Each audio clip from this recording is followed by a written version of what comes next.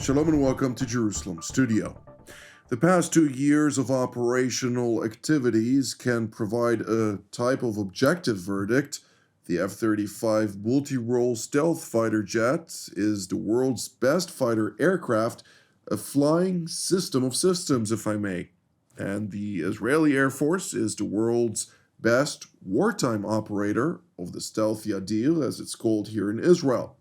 But earlier this week, President Donald Trump confirmed reports that the United States is willing to sell the F-35 squadrons to the Kingdom of Saudi Arabia, thereby giving its Air Force an unprecedented edge in the Gulf and beyond.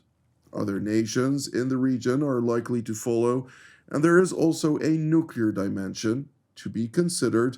What could this do to the American commitment to maintaining Israel's qualitative military edge? Is it possible that the Saudi F-35 be degraded, for instance, or conversely, could there be something that could compensate Israel in order to balance the equation?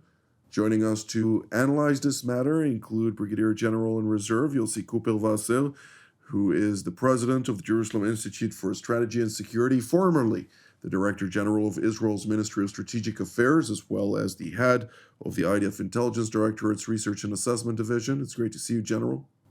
Great to be with you. It is a pleasure. Also joining us is Brigadier General in Reserve Relik Shafir, formerly an Israel Air Force commander, as well as a fighter pilot, among others. It's great to see you as well, General. Thank you. Nice to be here. It's a pleasure indeed. With me in the studio, of course, our TV7 editor-at-large, Mr. Amir Oren. Amir, the qualitative military edge, of course, guarantees to Israel, from America's perspective, that it will maintain the edge over its adversaries and enemies. But in the event that Saudi Arabia joins the Abraham Accords or normalizes relations with Israel, it no longer is characterized as a quote-unquote enemy or rival, and therefore, what is to block America from doing so? So let's tick off several facts. One, Israel can never match the quantity its neighbors and perhaps adversaries have, especially when they all converge, when they all round up against it, and therefore its advantage lies in quality. Second fact is that there was a time when the US defense industry, per government request, administration request, produced downgraded export versions of fighter planes such as the old F-35 for less advanced air forces around the world. This is no longer operative because rich countries want the best of everything. When they go shopping, they want the latest version and they want it upgraded, not downgraded.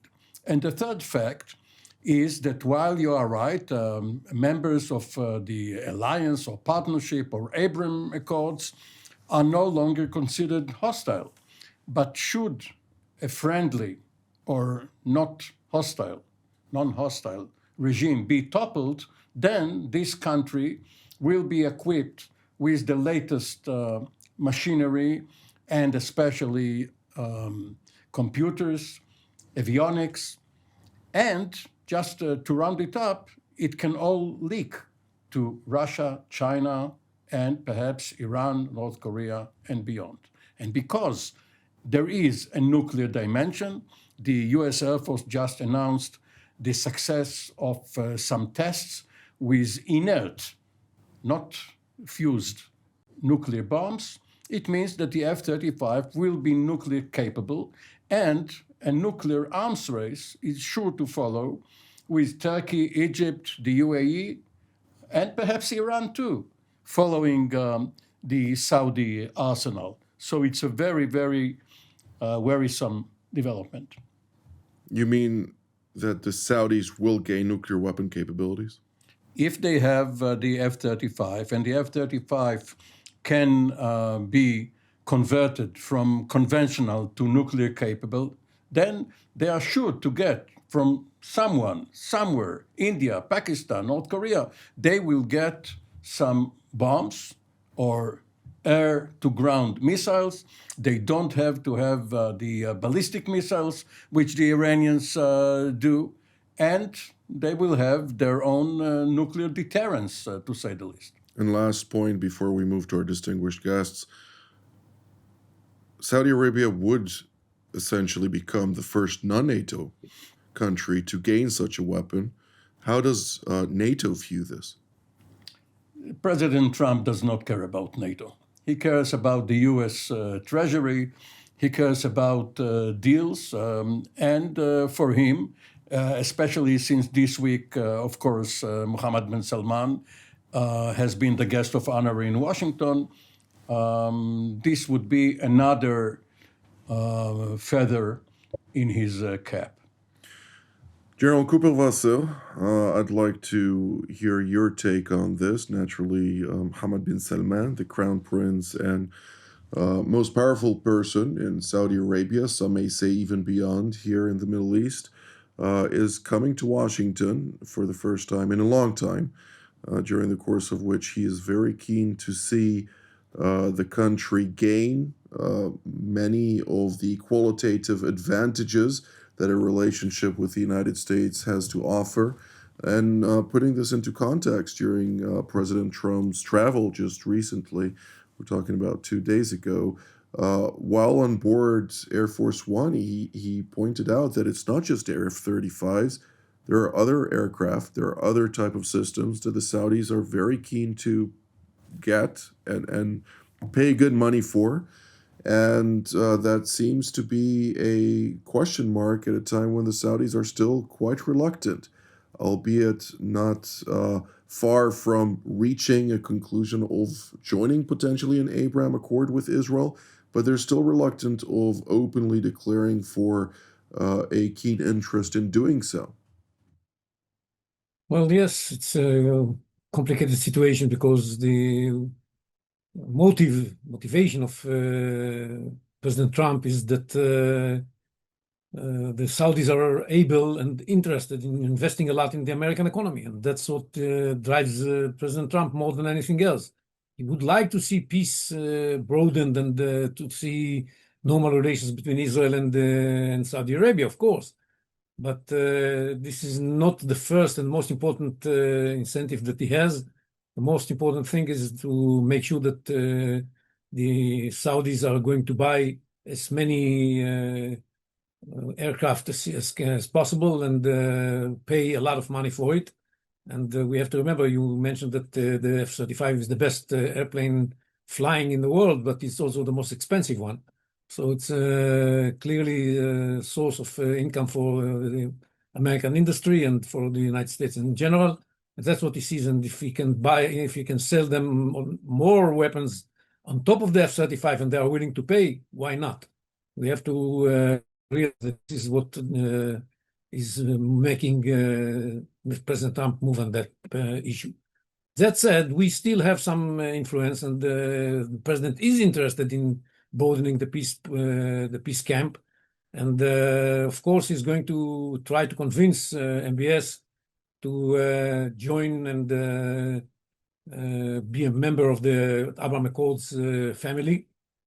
I think that the language, that's why it was so important for President Trump to pass the resolution in the Security Council yesterday, because this allows him to tell MBS that, look, you asked for a path to a Palestinian statehood, and I arranged it for you. It's there. It's in the peace plan that I prepared for Gaza, and that was approved by the Security Council. So come on, what else do you want? It's now we have to wait for the reforms of the Palestinians. Please go to the Palestinians, make sure that Hamas is disarmed and that Abu Mazen adopts all the reforms that are necessary according to the Trump plan of 2020. And once you do that, we can move along this path that I've created.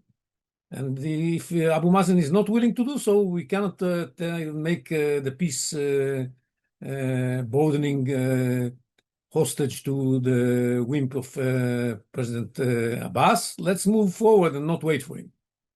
It makes much sense, but the Saudis are worried, and I'm not sure it's going to go so smoothly. But this is the one thing that that can be first and foremost delivered in exchange for the delivery of the F-35 to the Saudis.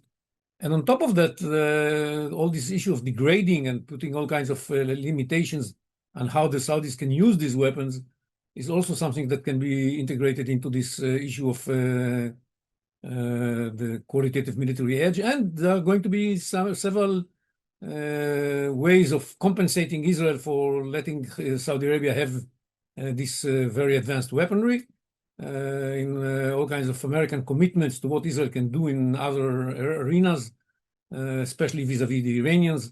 These are things that we can expect the Americans to be willing to articulate in front of the Israelis. Whether it's going to be open or secret commitments, we don't know. But I think the Americans are going to be willing to do so if this is going to mean that we shall be able to sell, Americans are going to be able to sell billions and billions of dollars of weaponry to Saudi Arabia.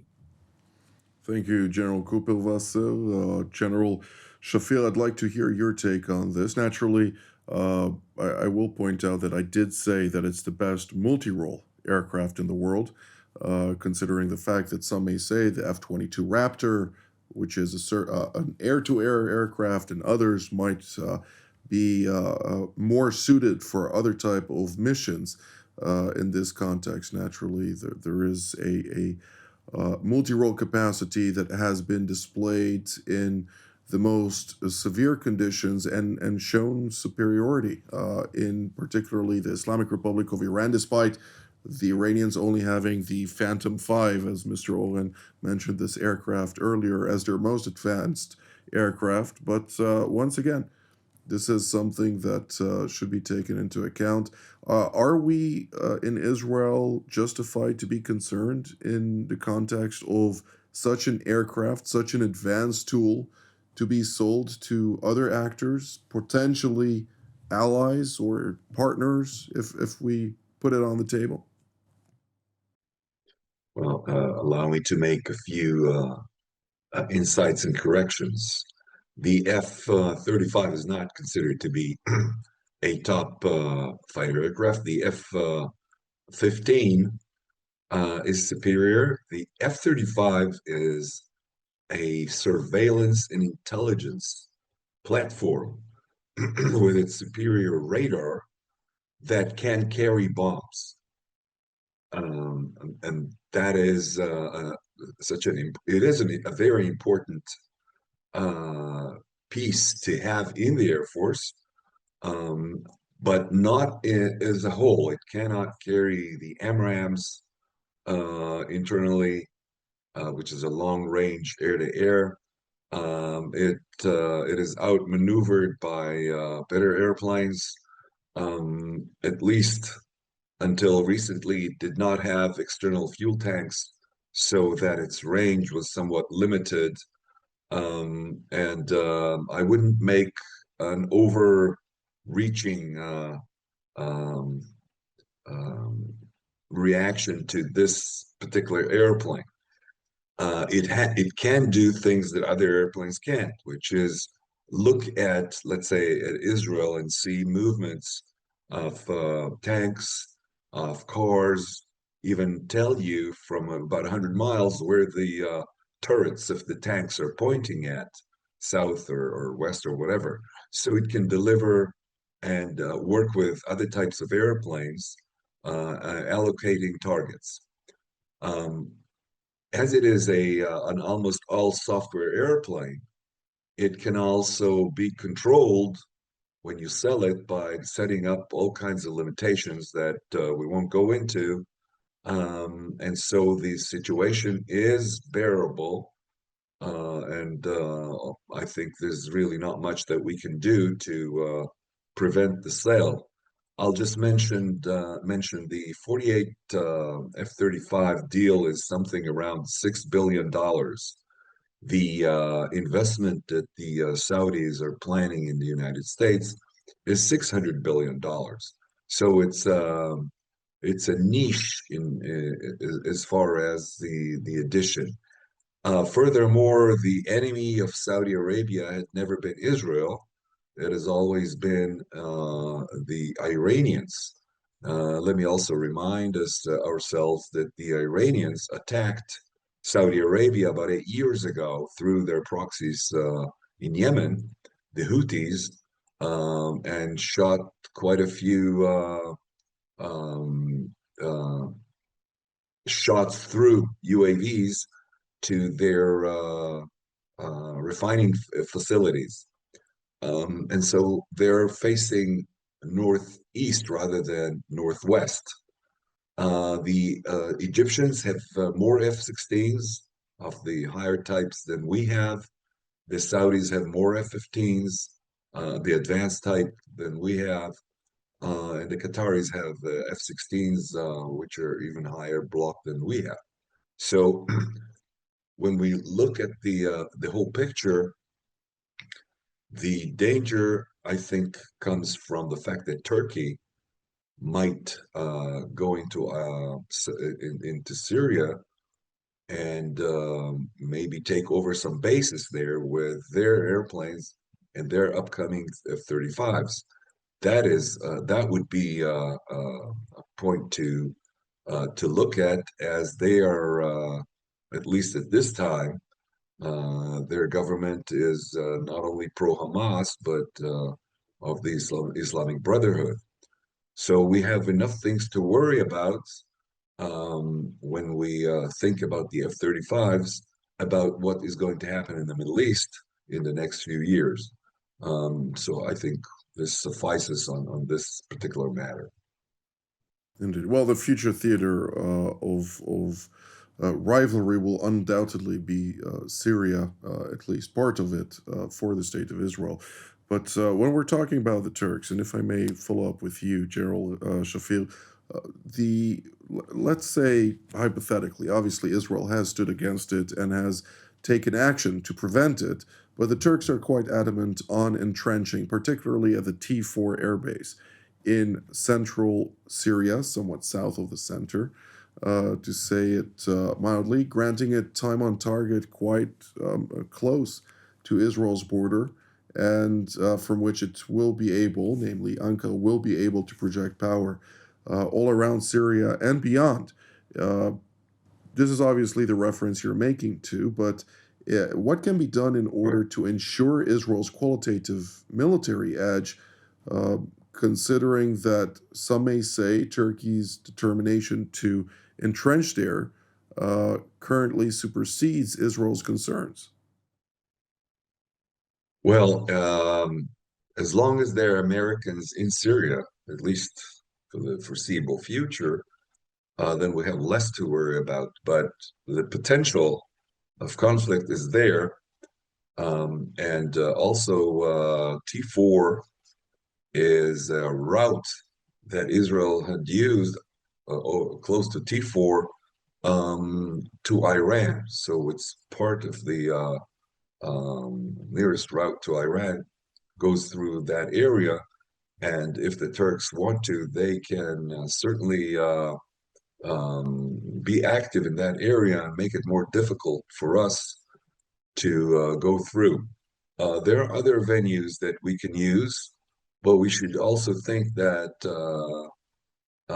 as we can relate to Jordan, for instance, it is very important for us that the Jordanians remain on our side of the game,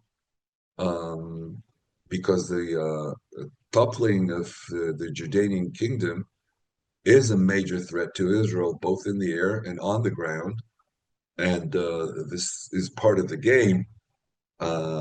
With the Turks gaining power in Syria, we should have a stronger relationship with Jordan, and this entails a different type of diplomatic, I would say, a give and go than this particular government is willing to have.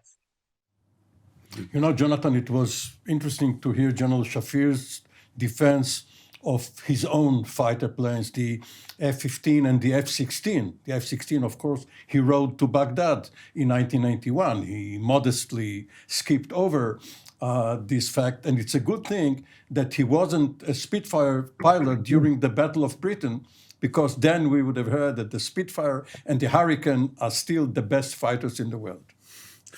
No, I go for the Wright brothers plane. That was the best. Fair enough. General Kuperwasser, let's keep our focus on the QME question, the qualitative military edge, since we don't have very much time left for today's discussion. But as General Shafil's noted, look, the Egyptians have the largest F-16 fleet in the region. The other partners of the United States have also very large quantities of American aircraft. And the Qataris as well have just made a very large procurement of American systems. Is Israel's qualitative military edge at stake here? Well, it's not about the quantitative military edge. We don't have a quantitative military edge, and we never had. We never believed that we are going to be able to have a quantitative military edge. So they do have weapons that are in numbers much bigger than ours. But the qualitative military edge that we have kept and was respected by the Americans for a long time is enabling us to use our weapons in a way that overwhelms the quantity of the weapons that our enemies have. And the peace is another element that deals with this unequilibrium and make sure that we can deal with the enemies or the neighboring armies, as long as they are not used against us and are part of the peace deal. And look, since 73, we haven't fought the Egyptians. It's more than 50 years. So it's an important asset that allows us to keep quantities even less than what is necessary if we would have counted the Egyptians as a potential threat. We don't. We have to be very much on alert so that if something changes, we should be able to deal with it. And it's not going to be easy. And this is, again, the case with Saudi Arabia. We never fought against Saudi Arabia. I hope we shall never fight against Saudi Arabia. And they can get these weapons and still not pose an immediate threat, not even a potential threat for the foreseeable future. If this goes together with peace with Saudi Arabia, that would be sponsored by the Americans. The American involvement is extremely important here because this is the cement that keeps these peace treaties viable for a long time. And the fact that they're going to get these weapons from the Americans with all kinds of commitments and the readiness to move towards peace with Israel, this is very important. I hope that they are not going to be supplied without these commitments. This is the most important thing. And yes, having said all of that, we should be worried. It's not that this compensates for everything that worries us. We have to be on alert, come up with all kinds of requests, make sure that the limitations and the capabilities are put in the deal, and make sure that the Americans are involved in the way the Saudis use these weapons once they get them, so that we shall be able to make sure that they are not used against us. Which the Americans are, with all of the systems they provide to their partners and allies throughout the region. They have been involved. They have American contractors and other type of advisors, ensuring not only that the systems are not misused, but that they also use them properly. I think it was Stalin who said, at some point, quantity turns into quality. Yeah, this is what was said after the Yom Kippur War, mostly, and then Israel, especially the army, the ground forces, were bloated. All of a sudden, 6 to 12 divisions. But the Israeli Air Force has 3 components which, up to now, have ensured its superiority. First of all, the proficiency of its pilots, or the combination of an Israeli pilot in an American cockpit made it the best. Secondly, the quality of the maintainers, the ground crews. They are superior to the contractors and the others who are not going to stay there in Saudi Arabia or wherever when the balloon goes up. They'll go home. And the third one is the command and control system, which operates the entire, let's say, flying factory, generating sorties and intelligence and planning. This is the secret sauce. And of course, the doctrine, the philosophy behind the operational proceedings and the technologies being implemented in various systems. Some systems as well. And the systems as well. I think also some systems that we have developed for ourselves are also implanted in those airplanes. Right, the upgrades. Well, we have 30 seconds for each of you, a bit less, but General Kuperwasser, we'll start with you. Well, yes, I'm saying that we should worry, but the compensation is important, and I hope we'll get a good enough compensation for the supply of the F-35 to Saudi Arabia. That will ultimately ensure the security of the State of Israel, or at least the tools to secure the State of Israel. General Shafil? We'll also add a fourth dimension to what was mentioned, the electronic warfare systems and the different types of weaponry used and communications that give these planes an edge over their counterparts, even if they are produced in the same factory in the United States. This is part and parcel of the force multiplier, and we should give credit to the Israeli industry and wherewithal for that, not to forget that. Mr. Owen? There was a time when Israel could mount a battle in Congress regarding the AWACS, which was not a fighter, or the stationing at Tabuk airfield. Israel does not have such clout on Capitol Hill anymore. Indeed. Well, that's evident. I'd like to thank General Kuperwasser, General Shafir, and Mr. Owen for all of your insights, and I'd like to thank also all of you at home. Until our next edition, from here in Jerusalem, Shalom.